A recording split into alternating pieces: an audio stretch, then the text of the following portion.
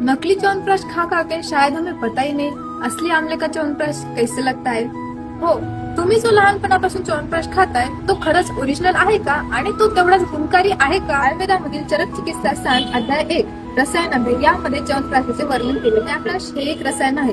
रसायन म्हणजे नेमकं काय? लागू पायाळू शस्त्रांना प्रसादिना प्रसायनम अर्थात ज्या साधनांनी आपल्या शरीरातील रसरक्तातील धातूंची वृद्धी होते ते म्हणजे रसायन. त्या भाषेत म्हणायला गेलं तर आपली ओव्हरऑल ग्रोथ करणारे असे ते रसायन. आपण एवढं च्यवनप्राश करतो, पण च्यवनप्राशचा उपयोग तरी काय बरं? च्यवनप्राश हे कास श्वासहर म्हणजे कास म्हणजे खोकला आणि श्वास म्हणजे दमा कमी करणारे तसेच बलहीन, क्षीण, बालक, वृद्ध यांच्या शरीराचे संवर्धन करणारा असतो.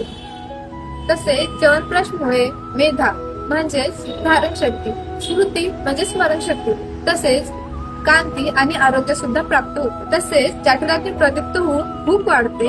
सगळ्यात इम्पॉर्टंट म्हणजे रोग प्रतिकारक शक्ती म्हणजेच इम्युनिटी वाढवण्यासाठी सुद्धा मदत करते. तसेच च्यवनप्राश बनवण्यासाठी 50 पेक्षाही जास्त आयुर्वेदिक द्रव्यांचा उपयोग केला जातो आणि याला लागणारी मेहनत एक वैद्य से ज्यादा कोणी जाणता होगा. आणि हो, यामध्ये कोणतेही केमिकल्स प्रिझर्वेटिव्ह नसतात कारण ऑलरेडी जे द्रव्य आपण वापरतो ते त्याला प्रिझर्व करण्यासाठी कॅपेबल असतात. आता तुम्हीच ठरवा काय खायचे, ओरिजिनल का केमिकल युक्त. असे शास्त्रोक्त पद्धतीने बनवलेले आयुर्वेदिक च्यवनप्राश पाहिजे असल्यास मेसेज करा किंवा आपल्या जवळच्या आयुर्वेदिक वैद्यांना भेट द्या. And stay connected for more.